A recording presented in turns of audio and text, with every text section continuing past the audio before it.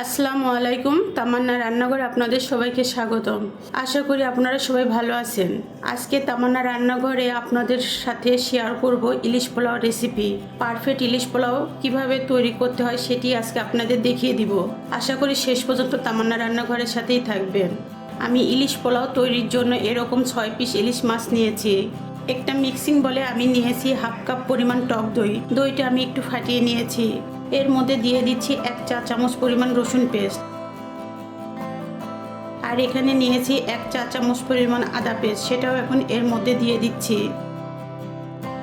আর নিয়েছি এখানে 1 চা চামচ পরিমাণ ধনিয়া গুঁড়া, সেটাও এখন এর মধ্যে দিয়ে দিচ্ছি। আর নিয়েছি হাফ চা চামচ পরিমাণ জিরা গুঁড়া, সেটাও এখন দিয়ে দিচ্ছি। 1 চা চামচ পরিমাণ নিয়েছি কাশ্মীরি লাল মরিচের গুঁড়া, সেটাও এখন এর মধ্যে দিয়ে দিচ্ছি। আর এখানে নিয়েছি 1/3 কাপ পরিমাণ পেঁয়াজ পেস্ট, সেটাও এখন এর মধ্যে দিয়ে দিচ্ছি।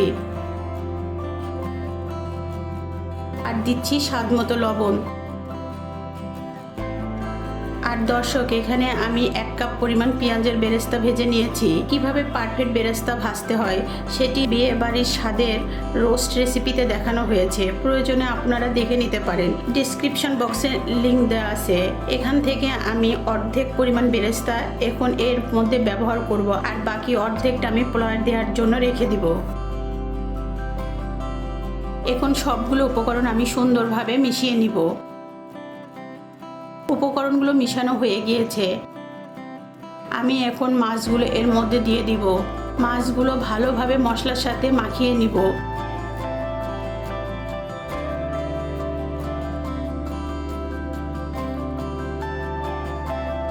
মাছগুলো মশলার সাথে ভালোভাবে মাখিয়ে নেওয়া হয়ে গিয়েছে। এখন আমি ম্যারিনেশনের জন্য মাছগুলো ঢাকনা দিয়ে 30 মিনিটের জন্য ঢেকে রেখে দিব।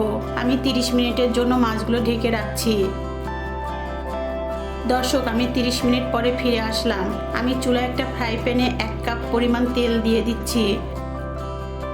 সম্পূর্ণ রান্নাটা আমি একই তেলে করব, এজন্য পুরো তেলটাই একবারে দিয়ে দিব। এখানে আমি 3 টেবিল চামচ পরিমাণ পেঁয়াজ কুচি করে নিয়েছি। পেঁয়াজগুলো এখন একটু ভেজে নিব। মাছ ম্যারিনেটের সময় আমি সকল রকম মশলা ব্যবহার করেছি, তাই এখন আমি অল্প পরিমাণ পেঁয়াজ নিয়েছি। পেঁয়াজগুলো আমি 1 মিনিটের মতো ভেজে নিব। দর্শক, 1 মিনিট হয়ে গিয়েছে। এখন আমি ম্যারিনেট করে রাখা মাছগুলো একটা একটা করে এর মধ্যে দিয়ে দিব।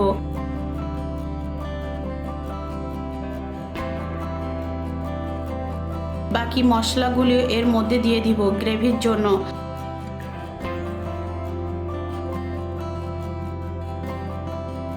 বাটিটা ধুয়ে 1/4 কাপ পরিমাণ পানি আমি এর মধ্যে দিয়ে দিব। এই মাছগুলো আমি 7-8 মিনিটের মতো রান্না করে নিব। মিডিয়াম হিটে মাছগুলো রান্না করতে হবে। মাছগুলো মাঝে মধ্যে এপাশ ওপাশ করে উল্টিয়ে দিব। খুব সাবধানে উল্টাতে হবে, তা না হলে মাছগুলো ভেঙে যেতে পারে। ইলিশ মাছ একটু নরম হয়।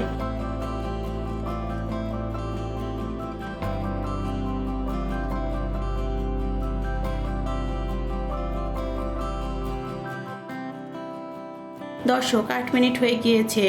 মাছগুলো রান্না হয়ে গিয়েছে। এখন মাছগুলো আমি গ্রেভির মধ্য থেকে উঠিয়ে নিব, আর এই গ্রেভিগুলো আলাদা করে পোলাওর জন্য ব্যবহার করব। চুলাটা বন্ধ করে মাছগুলো উঠিয়ে নিচ্ছি। দর্শক, আমি এভাবে মাছগুলো আলাদাভাবে উঠিয়ে নিয়েছি। আমি পোলাও রান্না করার জন্য চুলায় একটা পাত্র বসিয়ে দিয়েছি। পাত্রে আমি 2 টেবিল চামচ পরিমাণ রান্নার তেল দিয়ে দিচ্ছি পোলাওর চাল ভাজা নেওয়ার জন্য। তেলের মধ্যে 2 টেবিল চামচ পরিমাণ পেঁয়াজ কুচি দিয়ে দিচ্ছি। একটু নেড়ে চেড়ে নিব, লাল হতে দিব না, কারণ এর মধ্যে পোলাওর চাল ভেজে নিব। এখন এর মধ্যে আমি 5টি সাদা এলাচ নিয়েছি, 6টি লবঙ্গ নিয়েছি, ছোট 7-8 টুকরো দারচিনি নিয়েছি এবং 2টো তেজপাতা নিয়েছি। এখন এই মশলাগুলো এই পেঁয়াজের মধ্যে দিয়ে দিব। একটু নেড়ে নিব। আমি এখানে 500 গ্রাম পরিমাণ চিনি গুঁড়া আতপ চাল নিয়েছি। ভালো করে ধুয়ে পানি ঝরিয়ে ঝরঝরে করে নিয়েছি। এই চালগুলি এখন তেলের মধ্যে দিয়ে দিব।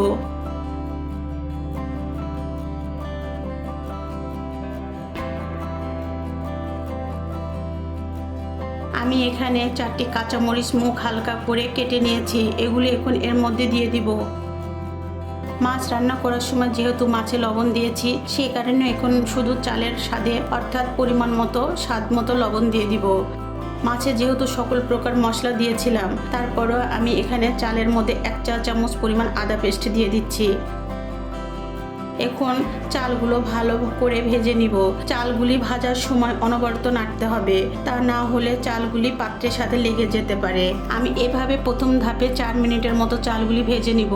আর পোলাও রান্নার সময় আমরা যে পরিমাণ চাল নেব ঠিক তার দ্বিগুণ পরিমাণ পানি নিতে হবে। আর পানি দেওয়ার আগে অবশ্যই গরম করে নিতে হবে, তা না হলে পোলাও ঝরঝরে হবে না। আমি যেহেতু এখানে 500 গ্রাম পরিমাণ চাল নিয়েছি, সেহেতু এখানে আমি 1000 গ্রাম অর্থাৎ 2 পট চালের 4 পট পানি নিতে হবে।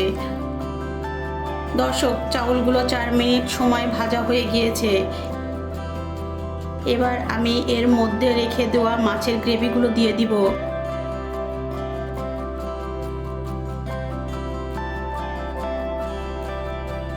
এবার আমি ভালো করে মিশিয়ে নিব। দর্শক, সুন্দর একটা ফ্লেভার বের হয়েছে। গ্রেভিতে ইলিশ মাছের ফ্লেভার আছে। এভাবে আমি আরো 4 মিনিট চালগুলো ভেজে নিব এবং অনবরত নাড়তে থাকবো।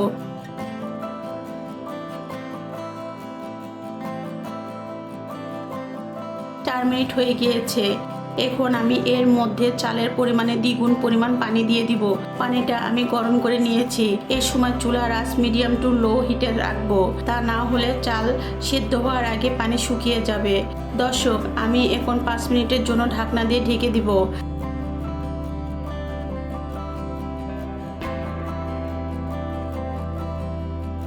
আমি 5 মিনিট পরে ফিরে আসলাম। দেখেন দর্শক, পোলাও হয়ে আসছে। এখন আমি মাছগুলো দিয়ে পোলাওটা দমে দিব। আর এই সময় চুলার আঁচটা একদম লোতে থাকবে। এখন আমি উপর দিয়ে বেরেস্তাগুলো দিয়ে দিব।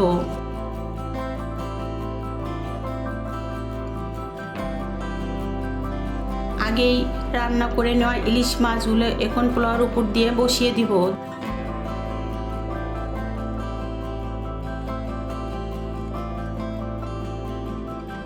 দর্শক, আমি আরো 5 মিনিট পোলাওটা দমে রাখবো। আমি 5 মিনিটের জন্য আবার ঢাকনা দিয়ে ঢেকে দিচ্ছি।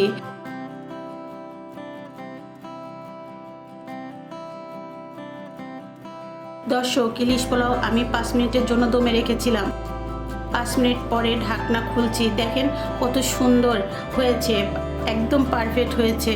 আমার ইলিশ পোলাও পরিবেশনের জন্য একদম প্রস্তুত।